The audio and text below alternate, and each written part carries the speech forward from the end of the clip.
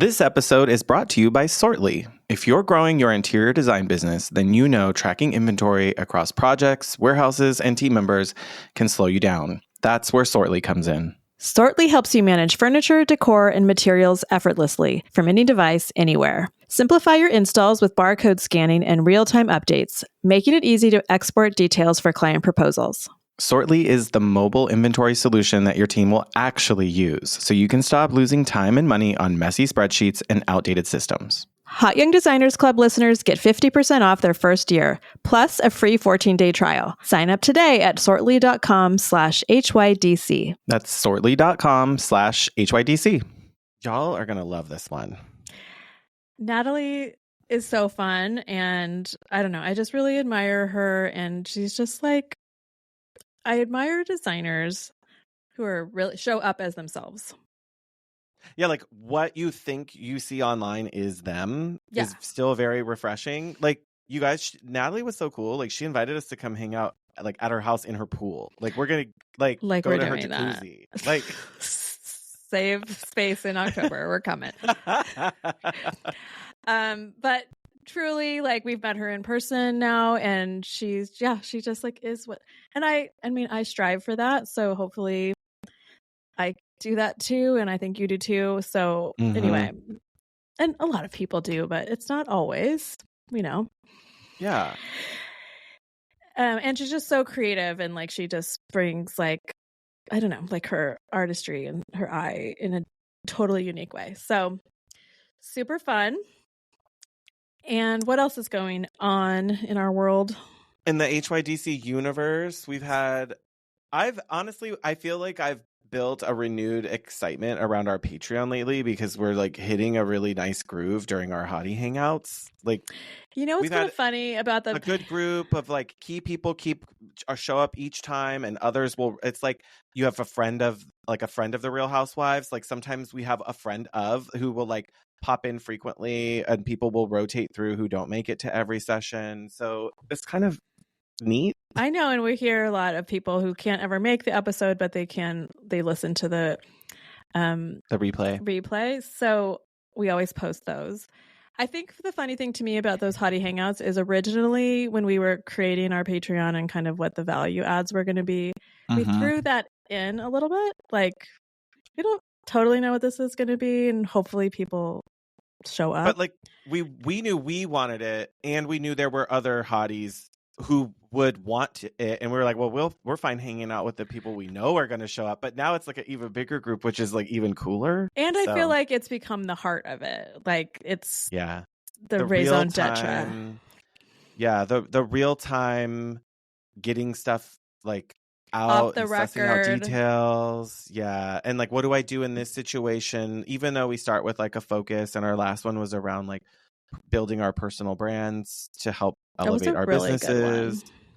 But that was like we uncovered so many more topics. There's like a mini therapy session, some of that. Like it was really helpful. So I had a really great time that last session, and I start to look forward to those Fridays.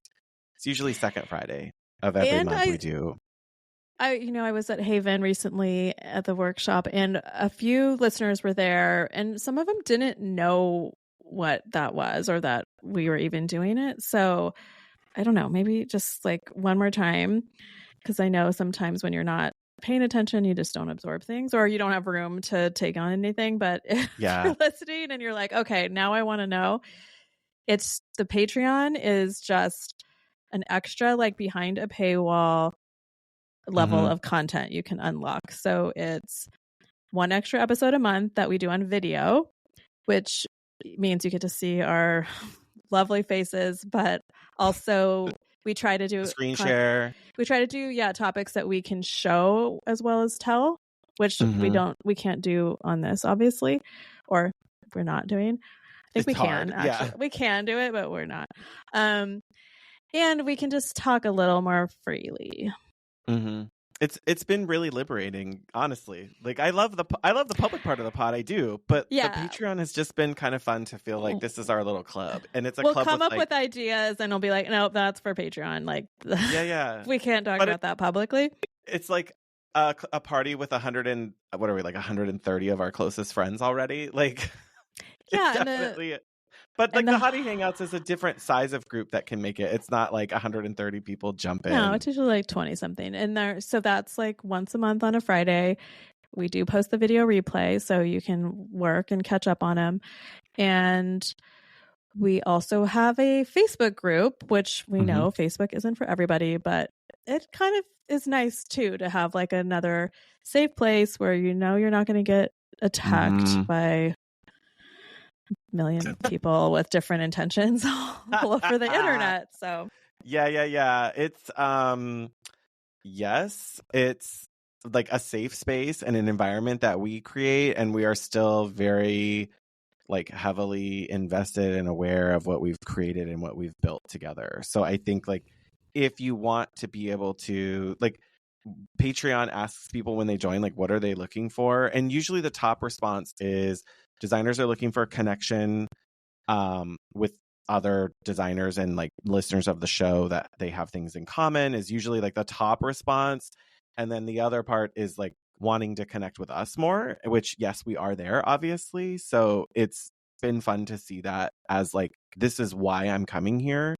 If you're wondering, like, will you get that? Yes, you get that there. Those are like the top two things that people say they're joining for. Hopefully there's spin-off relationships, which we have seen. So oh yeah, all over High Point. Like we didn't go to like High Holly Point and Ellie are so cute. Like they're like besties. Shout out. Yeah.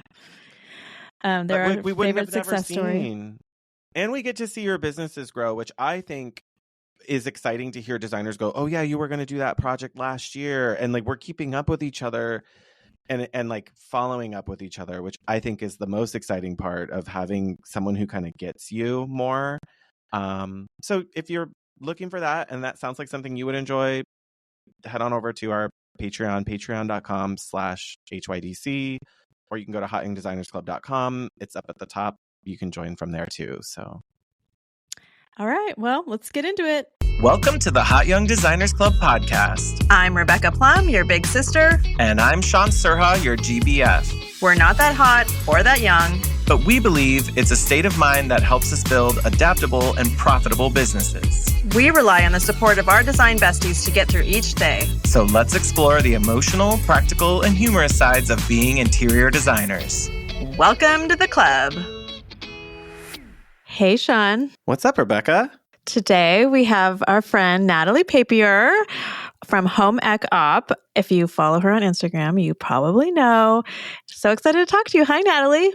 Hi. Oh my gosh. You guys are the cutest. Oh, you're so sweet. No, you are. No, you are. Let's redo what we did when we saw each other at Vegas Market, where we just had a little love fest with each other. Like a fangirl. Yeah.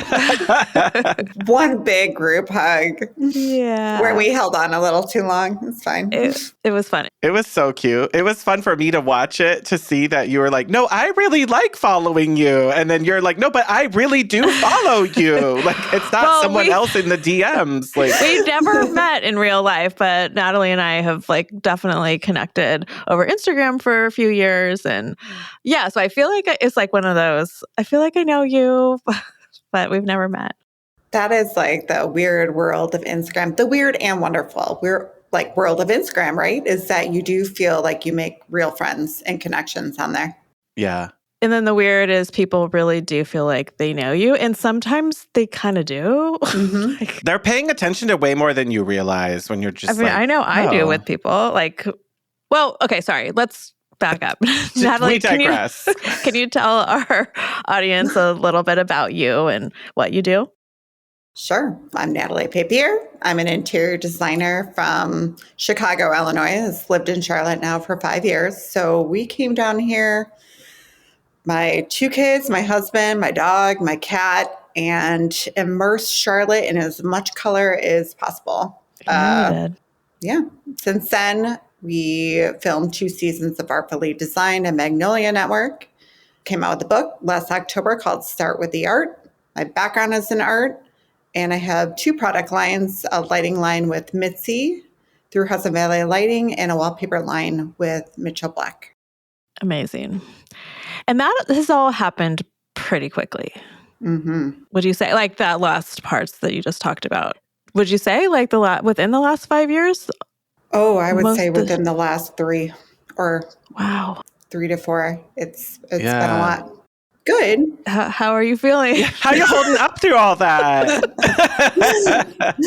You know, that roller coaster where you're like, you know, you're on top of the world and then you're so stressed out and burnout and the balance is tipping the scale. It's not quite right, but yeah, there's amazing opportunities. And I think we know as creatives that we have to strike while the iron is hot. It doesn't always come back to you. And when you're a small team, you have to really be grateful when they come your way. That is speaking to me so hard right now. Like immediately, Rebecca's hearing that. I've had like, not TV, but I've had things coming at me that I feel like, oh, suddenly like some major opportunities are coming at me that I kind of like over manifested. Like I manifested too hard, I think, in like literally our last episode.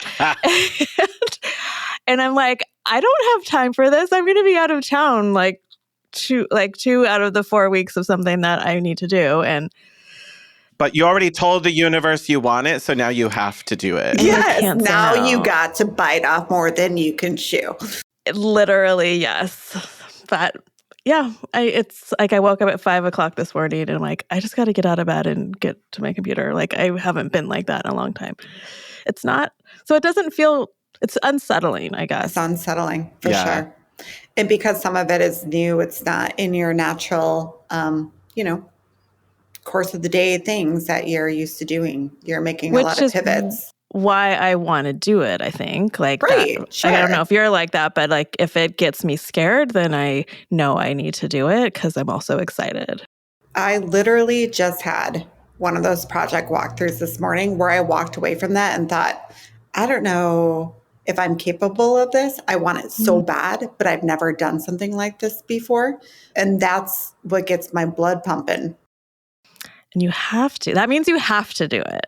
Can you tell us what it was about it that was like, gulp? What am I doing? Yeah. Like, okay, so this is 3 vintage, like 1970s Airstreams being converted from their original condition to retail office spaces for these marinas called Morningstar Marinas that they're starting with 3 locations. They have 7 in total.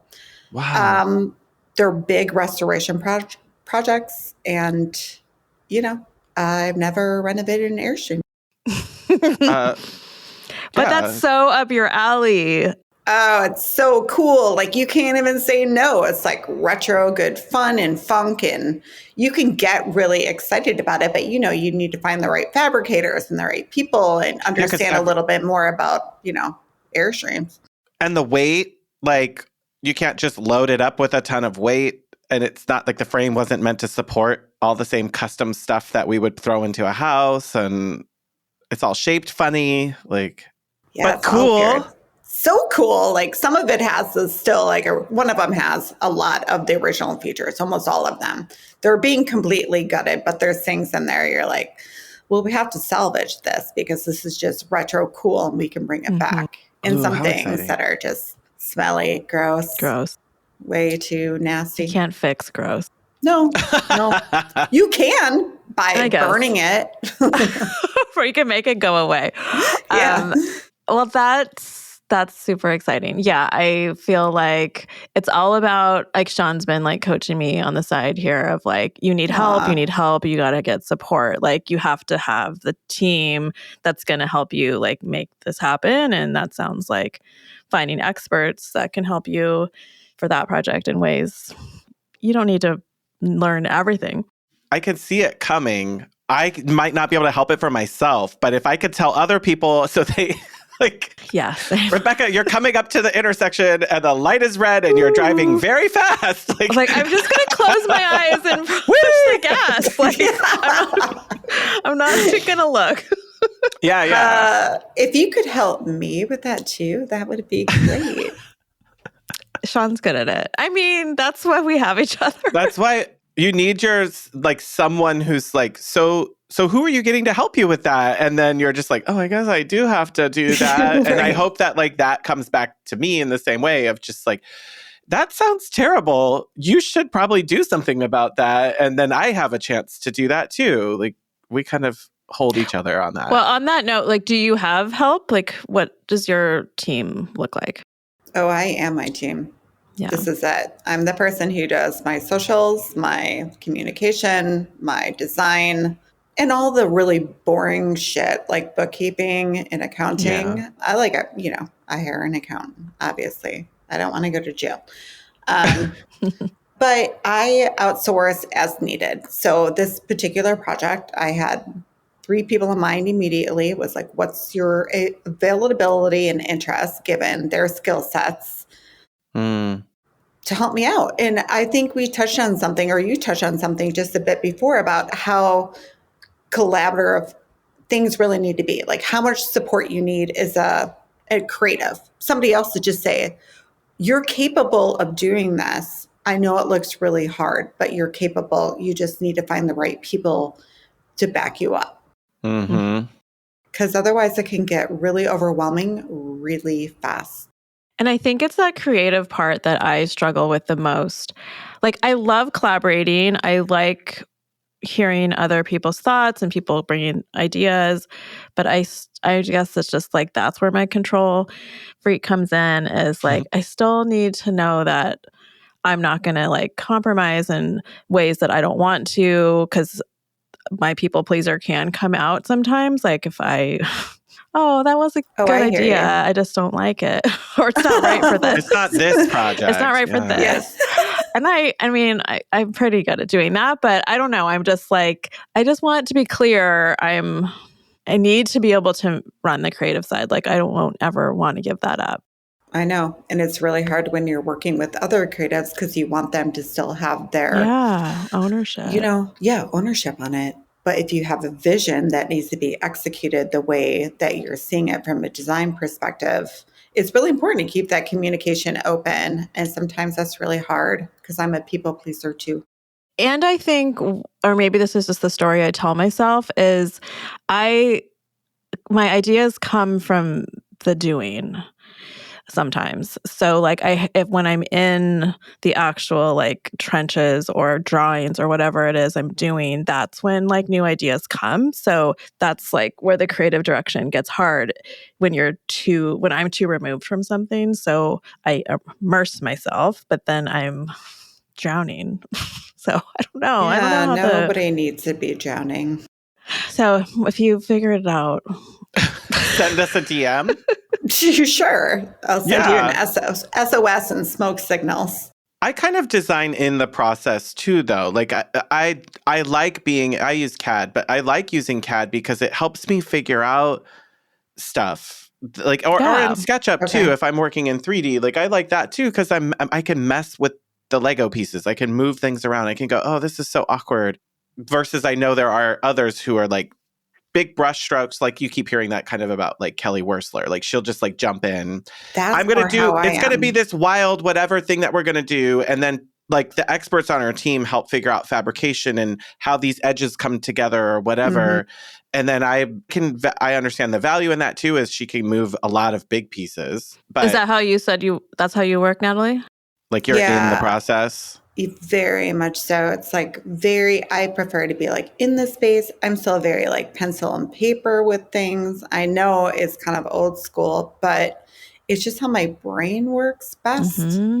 I get bogged down with computer programs or learning something new, which is a terrible thing. It's one of those things where I'm like, I'm going to try to be better about this and learn a more efficient approach to doing something, but that's not always my natural jam. How about that? Like where you prefer to be. Kind of start with what you're good at and then educate yourself on the things that you're not. But sometimes I think I get too bogged into the programming. Like when I first started, I was a graphic designer first, and I was over graphic designing my presentations, and I had to like really control that of like, no one cares what the fonts are. Like, you do not need a whole like hierarchy. I don't know. Like you do, but also no one cares that much if you're spending hours and hours and hours just getting the framework of the presentation right. And not the stuff the client actually needs isn't even in there yet. It was silly. But it's also, I think, when you're communicating to a client, it's better to have like something to show them, something tangible. Yes. I had to like, okay, what does the client actually need me to help them with? And where can these skills do that? And like, just calm down, just use Google Drive. Like now I just use Google Slides instead of InDesign. Like I was just like overdoing everything. Yeah. So I could just work more quickly on that part. But I was talking to my contractor yesterday and he said like he has mostly done everything in like 2D so he can look at floor plans and instantly visualize it in 3D. Mm-hmm. Where I think I've almost like handicapped myself working in 3D so much that I haven't built that muscle. So I think there's some of it of just like you just program your thinking. I don't know. And if you don't need to We're all change, just doing it wrong or perfectly right. We don't know. I mean, I think that's the difference with every designer out there. It's like we do it differently. We have different voices, different mentalities, different processes. And that's okay. I've had a really hard time teaching myself over time. Like, it's okay. I do it my way. And different clients, like Sean and I talk about, like, I think he attracts like a more analytical client that 100% wants to like. Are you analytical yourself? Like, do you feel like you're really fine? All the time, every time, like in my sleep. Yes. Like he has a lot of attorneys and doctors that are attracted to. I mean, like, I've had some because they're the ones that usually have money, but but I also like get people that are a little bit more, I don't know, my style, which is good. Like that's the goal. Yeah. Right. I just did have a virtual design. I would love to get your take on this because people who really usually sign up for my virtual design consultations are a specific style that merges with mine. This one was like, I like all neutral, all layered whites and natural colors and neutral. Have you seen my Instagram? Did you reach the right person? Like, I'm sorry, you have the wrong number? Like, and then I'm like, well, I can do this, right? Like, I can totally do this. But I must have spent twice as much time because I'm like, do you know how many white linen bedding places there are? Like, which one do you pick? How do you know? How do you know it's a better linen than their linen? It's just like, it wasn't layering like I typically layer. I was trying to be really specific on this like quality and texture component. Not that I don't pay attention to those things. It's just not the most important thing, I would say, in my designs. Yeah. So that was hard. I don't like that. I've had people come to me like that with that too. And it's made me think about, okay, what actually is my point of view? Because I obviously love color and use it a lot in my projects, but not all my clients are asking for that. But I still think there's like a studio plumness to it. So I'm trying to figure out like what that is. But also what you're saying, like that may be just not a great fit. No. Like you're having to work too hard and overthink because it's not a natural rhythm for you. And you're looking for vendors you don't already have in your repertoire. So now you've got to like vet all these people. Like 100%. And the problem was like with virtual consulting things, it's like they sign up, they prepaid. Yeah. Where if this was a client in person, I would have had a conversation with, listen, there's so many really good designers that do this really well. I'm just not who you need for this particular project. Right. Let me introduce you to XYZ. Does that make you consider putting any caveats in your well, it's service? the first time it's happened out of like probably how many years? I think I started last year. So it's only been like a year, but this is the first one where I've been like, oh, truly, I don't know. Like I can't help. I'm not going to be the best person to help you. Yeah. You're going to do a good job. It's just going to be harder for you and take you longer, which it was like a lesson for me too. And it's almost like you want to put like make sure you look at my portfolio. Does this align with your style? Totally. Well, I do send a style questionnaire in advance, but she didn't answer it to the day before. That would have given me a lot of forethought, and I probably would have let her know that I have someone else that might be better for her. That would be Yeah, this is just me. I don't need to retool my whole process again, but I definitely have felt like I need to I'm trying to figure out, is there a pre-discovery call other than my investment guide? It's like we're a good fit if like, this is what, like, here's who you should be thinking you're aligning with. That way we don't like waste each other's time, or we get excited because we like each other. Like, sometimes I go to the consults, I'm like, these are cool people, I like them, I don't like their ideas, and then I do the like, oh, but I could change him, like that's not, sometimes you can't, but you're like, but they're so cool, of course. And I do feel like I need to maybe create a little bit of a buffer, funny but short and sweet, like, here's 5 things kind of deal. I don't know. I think it also depends on if you're trying to like attract or repel, like, I think it's where both. You are in your business, though. Like, I think it's both. Well, but there's been times where I'm like, I just need all the work I can get. Like, I'm just going to open the floodgates and hope for the best. And then, like, right now, through. I'm like, okay, I think I need to like close the gates and like vet pretty hard, like only accepting people that fit something. Yeah, it's hard sometimes too, because I'll vibe with somebody. Say I meet with the wife and she wants all these things. They're all colorful and we're on the same page and she loves vintage, and the husband like shuts it down.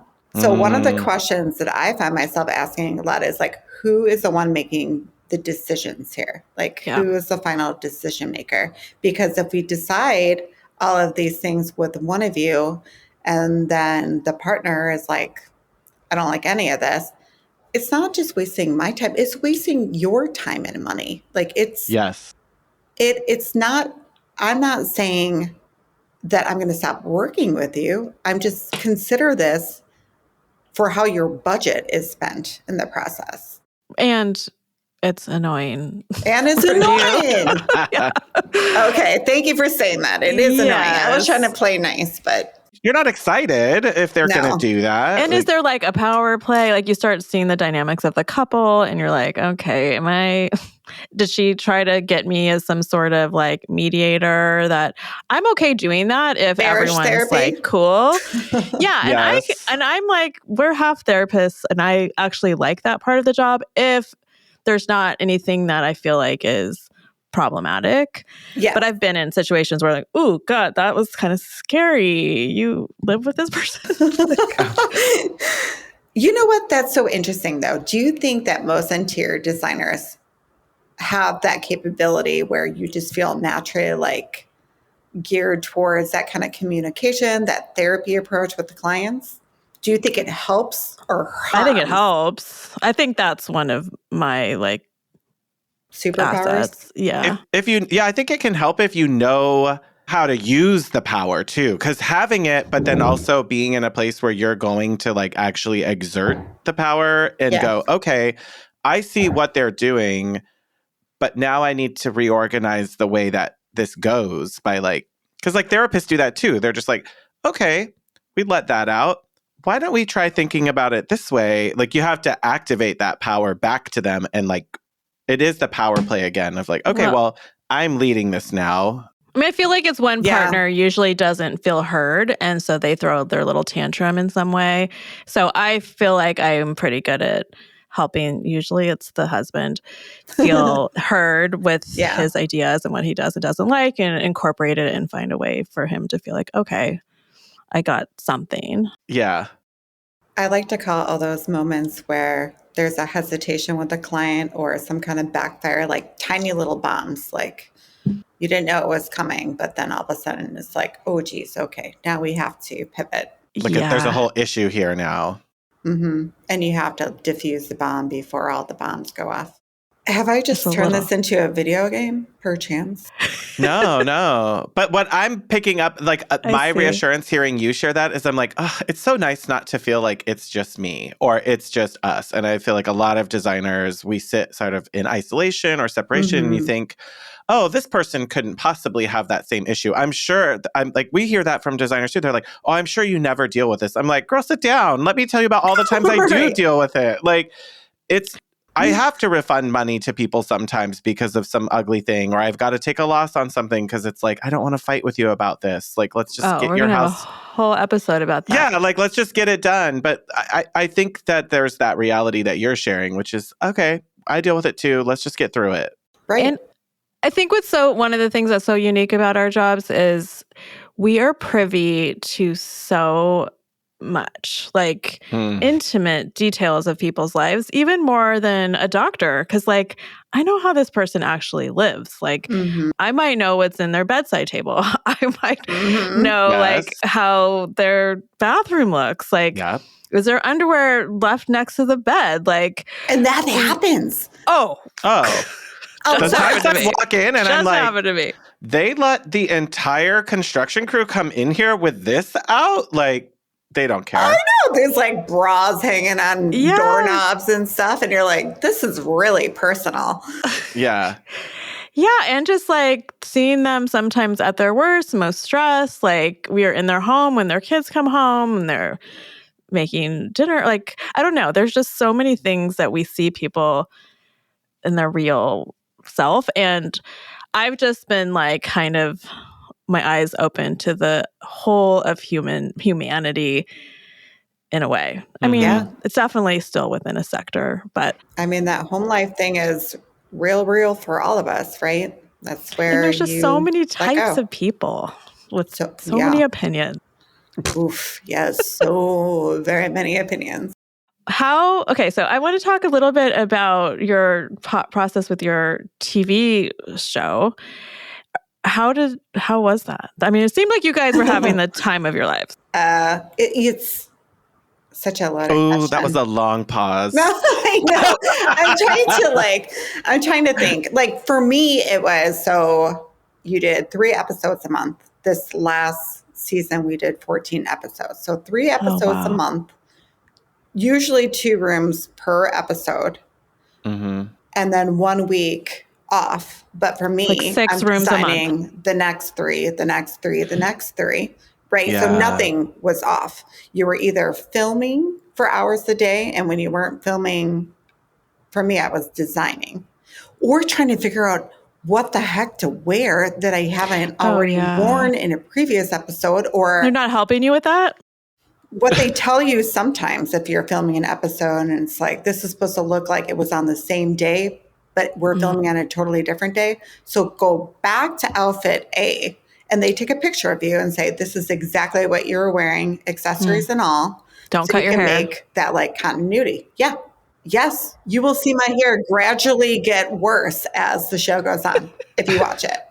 Like, it went from being cute to just at the end, like, harried and kind of crazy looking.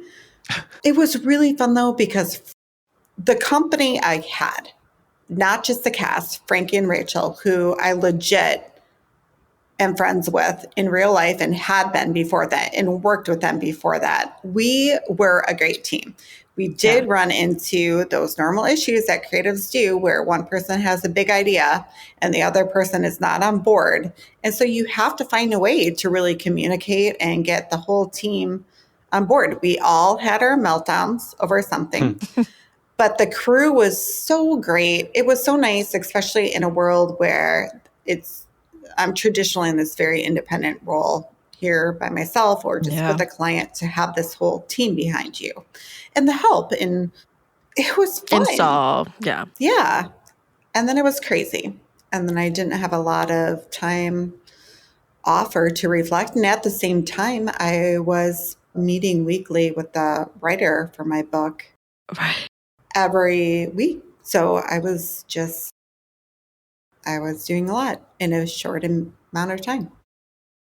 Yeah. And then the book, which I'll just say, spoiler alert, I did get to contribute some photos of my projects in, which was so fun. And they're really good. And we're so happy about that. So I did get a little bit of a peek, like a very tiny peek of the process. And it was a long process and like so complicated, I can imagine, because you did it. So it's start with the art. It's about using art as the start of a lot of your room design and giving really helpful tips for people. But you did an amazing job because you're such a proponent supporter of artists, like you wanted to credit everybody. So everybody, which takes a lot of permissions. So many. Like how many pieces of art are in that book? Thousands. I know. I'd have to go back and look. It was a lot, but it was great. It was like that's and the photographers of the photos. Right. There are so many creatives that are involved in those things, right? Yeah. I mean, you're probably not even crediting the people who should be in there too, like the contractors or manufacturers for everything.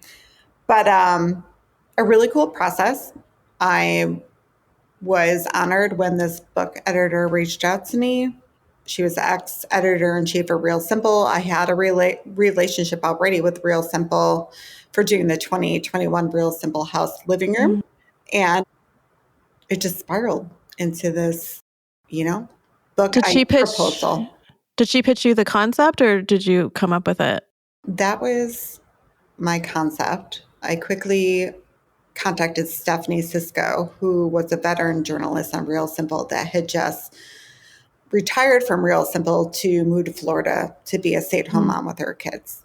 And she's like, yeah, I want to write your book. And I had already had a relationship with her because there's things I'm good at and there are things I'm not good at, like writing a book. Like that is tedious. And she had to contact all the people. In fact checking. Yeah, I got mostly emails from her, just, getting those like detail facts of information.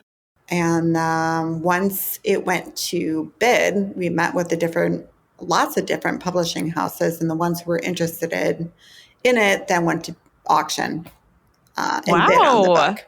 So it went through 2 days of auction, and I had no idea that was a thing. We picked the highest bidder because yeah, you did. That's the only money you're guaranteed in the book process. That's basically like the advance, or you get. From my knowledge, 1/3 of it on signing the contract with a publishing house, 1/3 of it when you hand in the manuscript, and 1/3 of it when the book is actually published. Oh, interesting. And I'm sure people negotiate different types of deals, but that sounds like a good, here's something to get you going. Here's something to motivate you to turn it into us. Yeah. And then when it actually gets out into the world, then we can give a little bit more. Yeah, it's interesting because I think every publishing house is a different editing process, and you work with different editors. So it's a lot about your, relationship or feelings about how you feel like you're going to connect with them during the process. Like, are they a good fit for you? Are you a good fit for them? It's very collaborative, right? Mm-hmm. Will you do it again? Yeah, because I'm I just am like, a glutton for punishment. But it's a book. That means you liked it, though. I know. I already have another book idea, so. Yay. Get some more pictures ready, you guys. You need, you need tons of photos. And I do want to go back when you were talking about the show, because you were talking about, how does it work if you do a book? When you do a show, is it, you don't see anything out of it until it gets picked up somewhere, or did you have rights to anything? Yeah, how does that work? We were already picked up by Magnolia Network, and so we were filming all 4 of Magnolia Network, so we had contacts there too. Okay, so you knew what you were delivering to them and kind of where it was going to align at the outset. Yeah, we never saw what content they were using in the episodes until the episodes come out. Oh, interesting. So scary. Oh, it's so total cringe. You're like, why did I just say that? Why do they pick that? Why do I look like that? You just judge everything. So what I'm hearing is you did watch the show when it came out. Oh yeah. And a lot of you hear actors or actresses or where they're like, oh yeah, I don't watch any of it. I don't go back and look at it. Like Maggie Smith never watched Downton Abbey. I could easily How is that possible? see that. Really? Yeah. I mean, she's booked and busy. I guess she's just whatever. It's out there. I know I was there and did it. Well, and then or she they're never so process oriented that their work is the process and they're not results. She's not doing it for the reward of the episode or coming out or whatever it is. But also you're similar to what you're doing, your art or your contribution is out of your hands. So it's getting edited with like, hopefully they're respectful and have your best interests in mind. I needed to judge myself. I needed to go through and watch those episodes and judge myself. I'm like, why am I dancing so much? Why are they taking all the clips I'm dancing in? Why? Because it's fun and it's active. And this is reminding me of why you hear about like Cher's contract is that like any and all visuals have to get approved by her. She has to see everything. Nothing gets published without her notice. Every photograph has to be reviewed. Every still image, every marketing image, like she just like, if you want to work with me, this is my requirement. But like, imagine how hard that, like how long that would take. I mean, you and I can't, like I can't get approval from you for photos. I hate myself in photos a lot. Like, but I'll not hate, but I'm like, that's not me. Like I look at the photo and I'm just like, that's not how I see me. And I'm like, do I have some dysmorphia thing going on? I have no idea. But like, I see that and I'm like, that doesn't feel like it's me. It's like a body snatcher. Like, I know. For me, honestly, watching the shows back, the thing that bothered me the most was like, oh my God, the sound of my voice is atrocious. It's nasally in Chicago and like, ugh. Like you could hear your accent? Or... I love the Chicago accent. What about I could hear it all. Like, what about comments? The comments were overall pretty good. We got really nice ratings, but I think the people who were watching the show were the ones that probably wanted something a little bit more colorful and different. I mean, it's literally called Artfully Designed. And yeah, I think there was or is a pocket for that kind of show because for the last how many years, how long is the farmhouse homogeneously designed? Yeah, exactly. Yeah. All the content looked the same. Yeah. So now they want something different. Finally. Yeah. Well, at least Joanna fixed what she started by bringing you guys in. Oh, that's nice. You know, Joanna never even said hi to us, though. Oh, really? No. Oh, this is like when Ellen claimed that, what's her name, that actress never invited to her birthday party. And she's like, actually, Ellen, I sent you an invitation like 2 years in a row. And she's like, what? And like while they're filming the episode and it made it to air like that. And I'm like, oop, that's awkward. But wait, she was like there? Yeah. And didn't say anything? Like she just did a pop-in or you never saw her ever? We just never heard from her, never saw her. Okay. Which did you never expected to probably, or maybe you thought? I did. It was her network. Yeah. Another host of a show said that Joanna made her cookies and sent them to her. Oh. And you wanted cookies. I just wanted some cookies. Like an acknowledgement. Yeah. Something from the silos. Like, welcome to the team. Right. Or welcome to the Magnolia family. Like, I feel that. Okay. But are you doing that again? Not bitter. Not sure. They got bought up by Max, which is great because us being on HBO Max took our show to a new level. Yeah. But also Max, because they merged with Magnolia, were making a lot of like strategic changes in what they thought their viewership wanted to see. So all the lifestyle shows primarily got put on hold. And even some of them that were on Magnolia Network have shifted to the HD TV channel again. So it's kind of like this odd time for home improvement shows and production. Yeah. That we're just kind of waiting out. Okay. Yeah, it's confusing how it is on. I don't know. Like I try to watch TV and like I'm so confused of where anything lives anymore. Like everything's on the same, like different platforms, but the same platform. I don't know. I know. So I think in our industry, or especially for what I'm experiencing now, when it's not just interior design, but it's got all these like little branches off my business, it's like I'm just taking the things that I think are fun and exciting for me to take on right now seriously and tuning out the noise of everything else because I don't know where that's going to go. And you can only focus on the things that you know. Yeah, like opportunities or this might happen, this might, like, you just probably get immune to hearing, like, I'll get excited when it's actually happening. Yeah.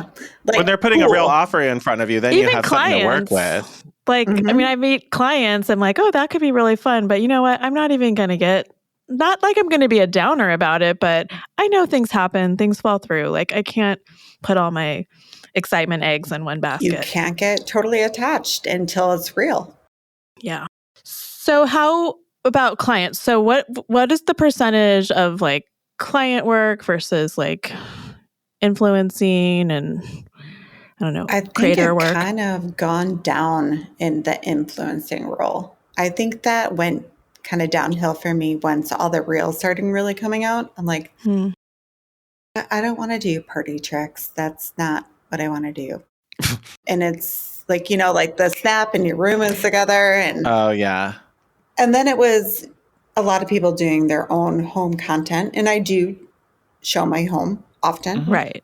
But I think there's kind of a difference. I wanted to put myself more in the design box than the influencer box. And I also think sponsorships have generally gone to a weird role now where it's like affiliate links. And it's just not something I have time to keep doing in that capacity unless it's for a company I really like in a way that feels natural. Right. And there's a creative component that you feel excited about doing, I'm imagining. Yeah, totally. Because some of these, the creators are buying new houses. Like, oh, I'm done with this house. I'm going to uproot my family and start a new one. Like, that's just like the cost of doing business. And I will say, my business completely blew up when we moved to Charlotte with a new house to redecorate. So I get it. But I also don't plan on changing all the things I've done because I still like it. Like, that was the point, Yes. And I know I get in that situation when I start looking at rooms that I've already done. I'm like, I could just, I could get new it. Someone will give me wallpaper. I could redo this again. But then I'm like, am I just adding to this weird frenzy of waste and keep people feeling like they need to be constantly keeping up and doing new things? And I don't want people to feel bad. I feel like my content recently, and I'm in the middle of projects, so I don't have like new content to put out there constantly, right? Till it's done. We all know how long rooms take to do. And I was coming off not doing a lot of work off the book tour and things like that. So I would say the sponsorship collaboration end of things is probably the lowest on my totem pole. I spend 30% work with the residential clients, maybe 20% work with commercial clients. That part is getting a little bit bigger. And I will say I'm excited about that. You can get really fun with commercial, really fun. And that is something I want to explore more. And you're also not dealing with the intricacies of it being in your personal home. And you can get like a little bit, there's not so many emotional attachments. And then I would say the other part is working on brand partnerships, probably 50% right now. Like products. Expanding on different product lines. Exciting. Yeah. So I'm in a few different talks with art companies, another furniture company. I would love to do rugs. I was just going to say that your stuff is like the best for rugs, like art on the floors, rugs. And we were talking in Vegas, like you and I were both looking for bedding that wasn't white or beige. Thank you. Girl. Can we get you a bedding line? Yes. Where are the people? We know people in the industry listen to the show because we do get some DMs occasionally. So float it out. Let's manifest it. I actually am starting to think this is like the purple crayon microphone because some of the things I've said on here recently, it's happening. So we're saying that. You know what? You're in your manifesting era. I am. And you need to ride that wave. And it can be exhausting, but it's really, really, at the end of the day, it feels like something you're really proud of. Yeah. Yes. And I think it's exciting. Like I keep thinking, I'm getting, we're all getting older and not me. I don't know. I feel like Speak for yourself. I think it's exciting to be, okay, I'm turning 50 this year. And you I feel are? like, Well, you look great. Well, thank you. But I hang around everyone's 10 years younger than me. So do I. It's the secret. And my daughter's only 10. Stealing their youth through osmosis? Yeah. What was the cartoon that she did that? The long hair, Rapunzel. She Mother Gothel? Yes. Yeah. She brushes her hair and gets that. Yeah, that's how she gets her youth. Yes. Just call me Mother Gothel. How do you know the name? I don't know. You pulled that out of your ass. Yeah. Deep cut. Don't ask me about what vendor I used for a certain tile or something, but I have to go back on invoices to find that. But what I'm doing tomorrow. Right. Okay. But my point is, I think it's really exciting. And I think people should realize that there's still a lot of amazing life when you're in midlife, and you're not done when you're 35. Oh no, actually so have silly. Way more confidence and way less capacity for bullshit. Yeah. I think. Yes. Totally. I'm not trying to climb to the top anymore. And a willingness to let okay, you want to be free, be free. Mm-hmm. Go if this isn't what is good for me, I'm going to let it go. If this is not what's right for the client, and I need to be the one they let go, let's figure out what we need to do for that. Let's not torture ourselves through a project or something. I could not have said that better. I 1000% agree. Be free. Be free.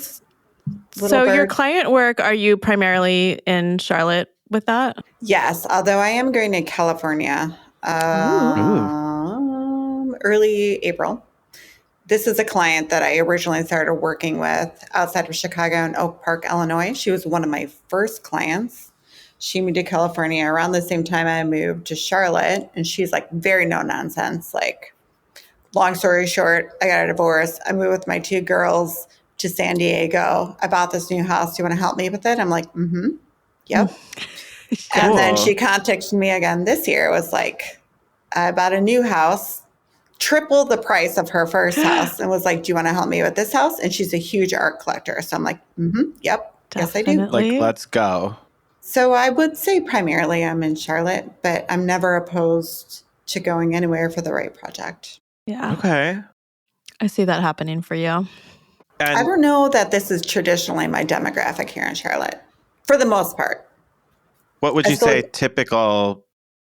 Southern chic style? It's very pretty. Mm-hmm. Yeah, I see that.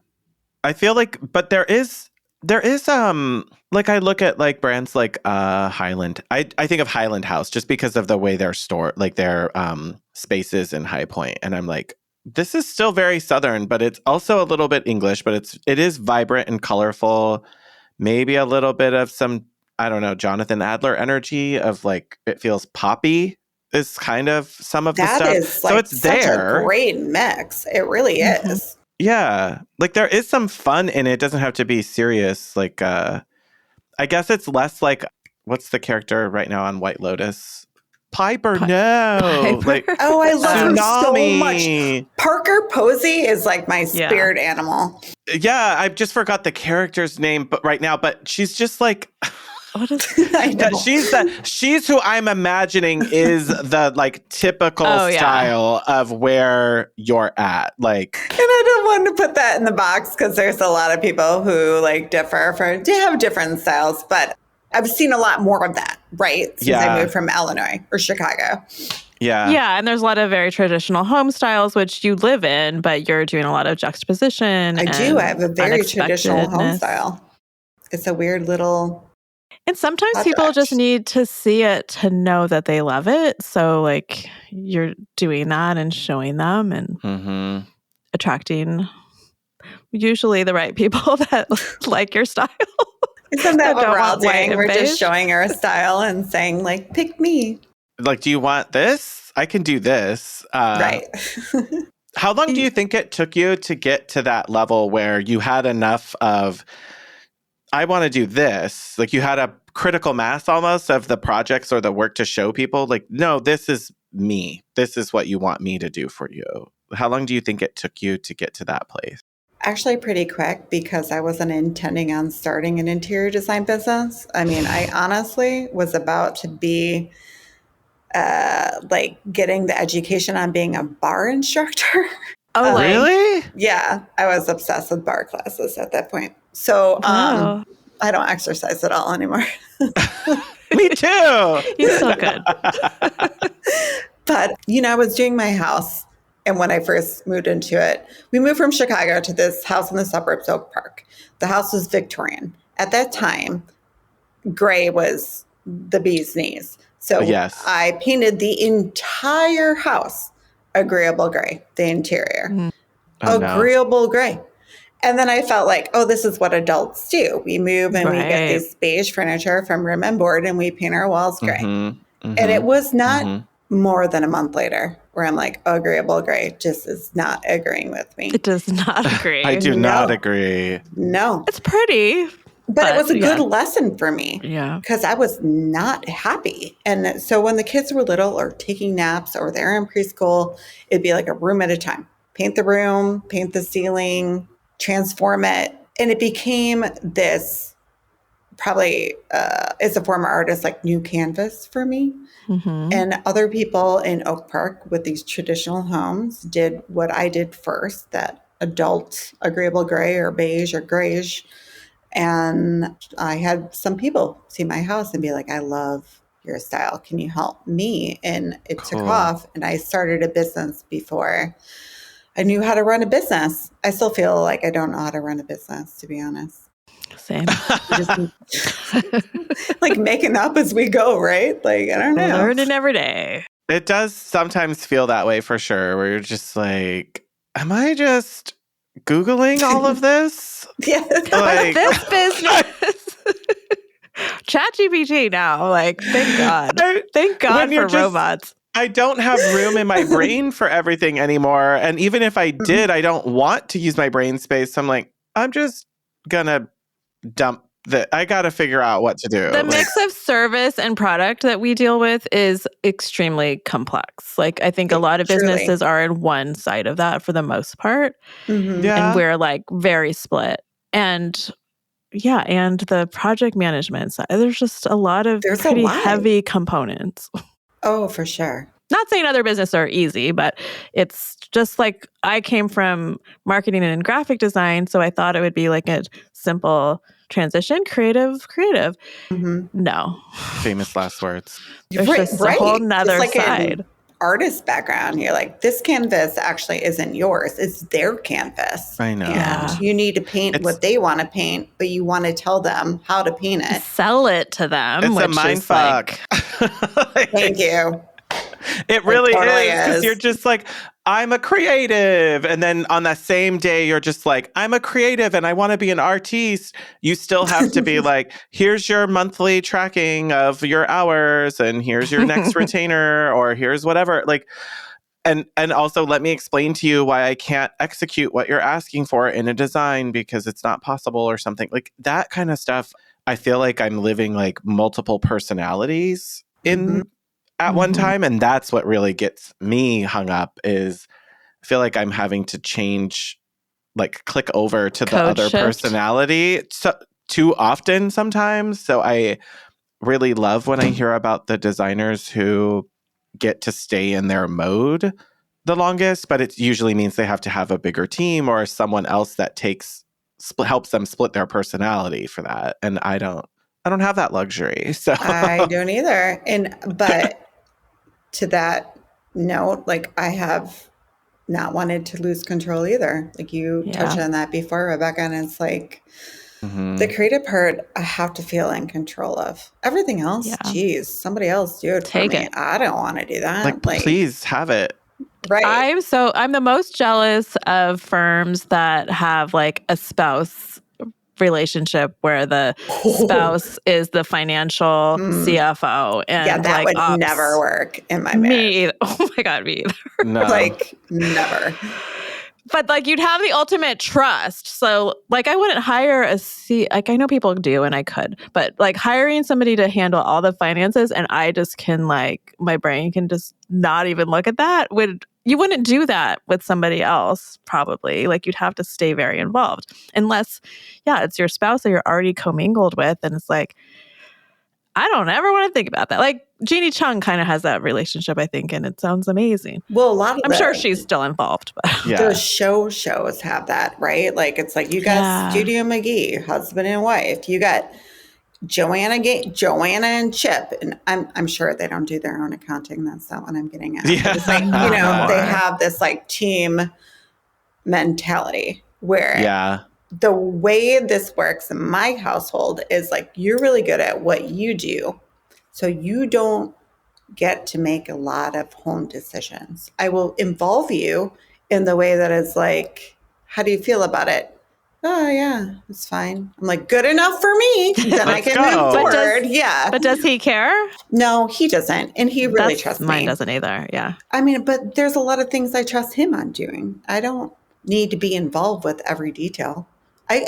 Sometimes he does involve me in every detail. And I think I'm halfway falling asleep as he's talking, or like zoning out, or thinking about if I should repaint the walls a different color. Oh. You disassociate a little bit, like yeah, like especially if it's anything mathematical or like our budget. I don't want to talk about that. My husband, just tell me what I can or can't do. Get like fast forward to the end. Like this could have been an email. Like my husband's very sarcastic, and he a long time ago started this like thing where he says, "This is the circle. These are the things that I care about. This is all the things outside of the circle that I don't care about." Yeah. So it's like now a shorthand. He's like, "This is outside the circle." I'm like, okay, fine. Okay. I'm carte blanche. That is a brilliant way to put it too. And I'm glad he said it. So like, I know things that are in the circle: TV, couch, bed. That's kind of it. Yeah. Oh, same. Like when we did the pool house, I'm like, he's like, the only thing I care about, TV and speakers. I'm like, go for it. Yeah. And surround sound it is. By the way, it's the biggest TV in the world. Obviously. It's like a movie screen, I'm guessing. Like, this is how much I care about it. Yeah. I'm like, okay, we'll you shoot can watch around all the sports out here you want. The fight against the giant TV would never end. Really? At least the art TVs make it a little better. They do. And now my husband is like, we only have one TV in the house, and I'm redoing the living room, and he's like, I want another frame TV in here. I'm like, we don't need another TV. He's like, but if it's going to be a frame. Like, this was like, he's trying to sell you on it now. Like, we already have one in the room next door. That's too many TVs. Just look at your iPad. He wants to be able to watch something different than everyone else. Like, I know, but we're going to have like dueling TVs like 20 feet away. That's a lot of families, though. That's like, I don't know. I don't know. Not exactly where you want to spend your creative energy. I feel like every design that you do in a family room, living room, any kind of social room is about where does the TV go? That's where you start. And it's so hard in historic houses, like old houses, where I'm like, oh, TVs weren't invented before this room was laid out. Like, there's literally not one wall that's more than 6 feet wide. Like, no. You were lucky if it had electricity when it got like. Little house Some of on them have prairie. like one outlet, and you're like, one outlet for the last 100 years in this room, and it was like they didn't have anything. Which is like why I do try to shoot the TV in my projects, because as designers, we're constantly operating and designing around TVs, but then you look at people's portfolios, there's not a TV to be found.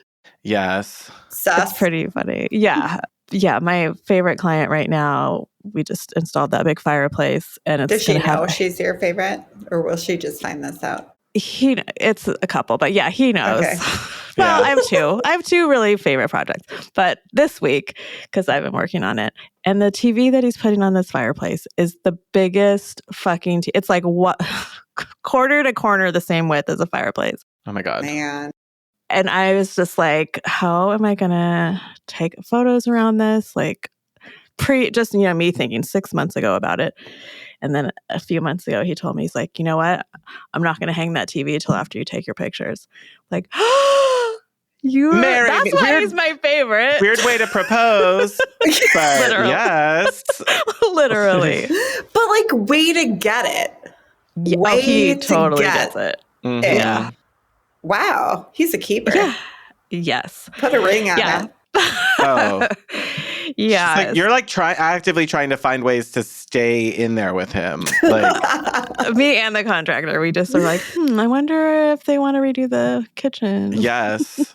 I mean, that's a real thing. The like love language between a really good contractor or plumber or wallpaper person. And somebody's like, can you give me the name of your wallpaper person? I'm like, no. Oh, hell no. Yeah, Never. people keep asking for my upholstery guy because I just redid some chairs. And I'm like, no, like I can barely get him to do stuff for my like client work right now. Right. Like he's so busy. I'm like, I'm sorry. I know I'm typically really nice, but I'm going to have to tell you. I can't be nice like this anymore. This is where I gatekeep. Yep. I know good people don't are get good it. people. And when you have a platform like on Instagram, like I can't just tell 10,000 people where to start going for this. No, I am already like.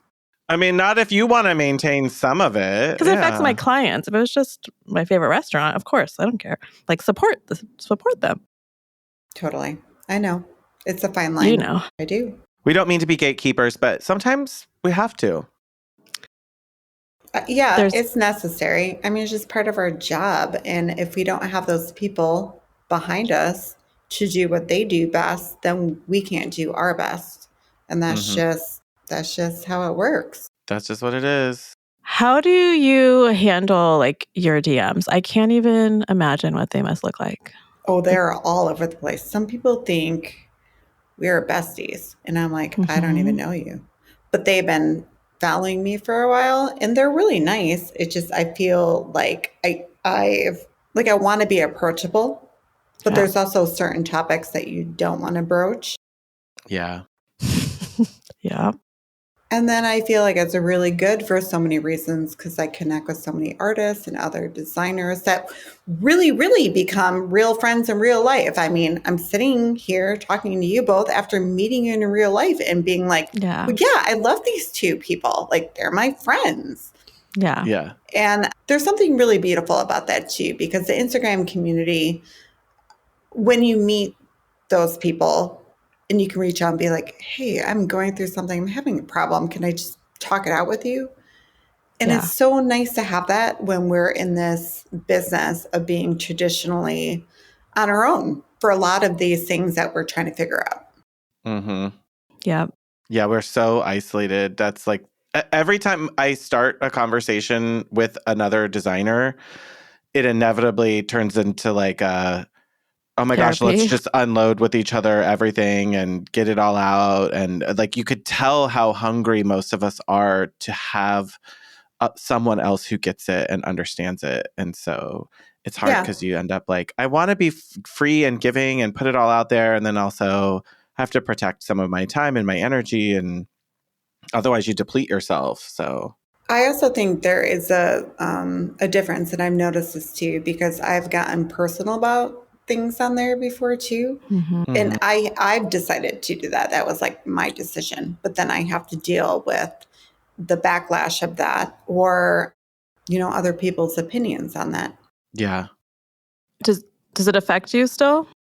I haven't really gone there, but I've gone there before with real issues that I felt strongly about.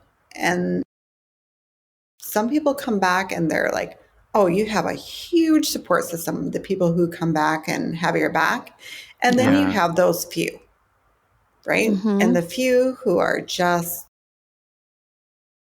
unkind and cannot see anything another way, that you are like, okay, thanks for your opinion. Block. Yeah, like, so what's your policy? Like, just block? Yeah, like, I mean, I will say my last 2 cents and then block because I'm that way, I'll tell you. Last word. Like, and now you can't say anything back to me. Ha ha. Then did much. Yeah. Well, I love it when people screenshot and share like the name and not like because if you're going to say terrible stuff, then you should be able to say it in public. Mm-hmm. Yeah, say it out loud. Yeah. Like you've shown us now who you are, what you're doing, and they expect it to be like in confidence is weird. Like, but I also like the drama. That's just me. I don't like being in it, but I love to watch it. I want to know. So, but not even on the personal level. If you share something personal that you feel strongly about, but the design stuff where people are just like, I like the before better. I'm like, okay, cool. Like you have to know what you're getting into when you're doing something like TikTok, even because I feel like the audience in TikTok is just a totally different world of commenters and people. They scare me. And the comments just frighten me sometimes. I can't get into it. And I know sometimes when I see designers, like I watch because I know what's going to happen. And I'm like, ooh. Or like, I can't wait to see the comments. Because I know, I'm like, they are doing this for an audience who would have probably had some great things to say on Facebook or on Instagram, but this was not meant for a TikTok. And especially and it's not rage bait intentionally. No, but especially because I feel like it's a medium where maybe like our world of doing something that is kind of a luxury, not kind of, it is a luxury. It is. And it's not a base or essential need. And an audience a major part of the audience on TikTok is like hyper aware of that, like have and have not, or this is essential equity. Why would someone spend $10,000 on a refrigerator? And it's like that audience doesn't need the thing that you're talking about. Like that you have to find a different thing that they're interested in, because they're not all going to find the same thing valuable anymore. And I think it's just fascinating to watch it unravel in real time sometimes. Like, not in a hateful way. I'm like, well, I want to see what the internet says, because maybe it'll shape the way I respond to people. You're popping popcorn. I want to know. I want to know because it does change some of how I approach things when it's like that. Like, anyway. Like when like is the wrong word. I don't like when it happens to my friends, but I'm like, I'm like angry for them. And then I feel like as a third party perspective, I get to really lay in. But when it's on my own account, I'm like, must play nice. Mm-hmm. Yeah, you're the host. Maybe that's psychotic. We're doing Does it happen a lot? Like, it hasn't really happened to me. And I just think because I haven't stuck my neck out that much. No, but like, that's why I think I said like other friends where I'm like, well, you don't get an opinion. Or why do you think you have? Yeah, why do you think you get to come in and say something about me or my company or my clients? Like, I'm doing this for a client who paid me or something. Yeah, like, they like it. Like, calm down. Just don't be rude. Like, yeah, because people don't understand the client level too, if it is a client. Mm-hmm. Like, there are real people that made these choices. The wife had to compromise with something the husband wanted. Whatever it is, we all worked it out and we're happy with it. But it's not your house, so. Right. There's something really powerful when I see some people in comments they purposefully, the creator is responding and they're like, thanks for commenting. It's helping my engagement. Like, they just kind of are salty back, and they're like, cool, glad you felt like you could say that out loud, and they just call it out for what it is. And I'm like, I kind of like it. I kind of want them to want them to keep doing it and calling people out for that kind of stuff, and just owning. I'm just not that sass. Like Kismet House, like I feel like she on TikTok gets, she like does such funny stuff, and she's just so funny, and she just gets people with wild comments on TikTok, but she claps back, and like, I'm just not that sassy. I do too. I just don't think I have it in me. I think I really like being passive aggressive in those ways, but I also, that will eat at me. So it will eat at me in a way that I won't let them know, but I'm still heated about it. And I don't like when I can let things get to me on that level. Yeah. Because I'm like, who are you? I don't even know you. Why am I letting you have that space? And it's somebody you probably wouldn't really care to have a conversation with in real life, and your paths wouldn't cross. Yeah, I have one post. Oh, no, I was just going to say this is why us design therapists need our own therapists, right? That's why we have them. Yeah, I had a post go or a room go on apartment therapy once, and that was like the comment section on that site was crazy. Oh, the third party site or like second party sites who pick it up, and you get a bunch of followers from that. But I feel like because they're not your audience, the followers are anonymous, you get their real. Yeah. Because there's no tie back to like a Facebook profile or whatever. It's just like a name in a discussion board. And Totally. And this is where the algorithm does help us in some ways. Because like we want the algorithm to show our stuff to people that might like it, not people that would never like it. Right. And hate it out loud. Out loud. Because they'll never hesitate to tell us. Yeah. In the same way that we are also like design judgy, they're coming in too. So we're all guilty at one time or another. Yeah, but I just screenshot it and send it to you by text. I don't make someone feel bad and ruin their day. Yeah, neither do I. No. We just do it float it in the group thread kind of thing. Yeah. It might depend on my mood of the day. I might be like, oh no, you need to eat your word. Yeah. Yes. Well, good. But I'm actually usually pretty nice. Yeah, no, you definitely are. Oh, thanks. Yeah. Natalie, if the hotties want to keep up with how nice you are online, where should they keep up with you and find you and check stuff out? I think they can primarily keep up with me on Instagram at home_EC_OP. Now, this is funny. My business name is Homac. Yeah. But Homac was taken on Instagram when I started. So the OP was for where I lived in Oak Park. Oh, I was going to ask you that, actually. When I moved to Charlotte, oddly enough, we moved to a neighborhood called Old Providence. Perfect. So still applicable. But I get like lots of weird things. Homie Cop, whatever. So same with my website, homacop.com. I love it. And your book? Start with the Art, available Amazon, Barnes & Noble, Target, and potentially your local booksellers. Rebecca Plum is in there, so buy it if only for that.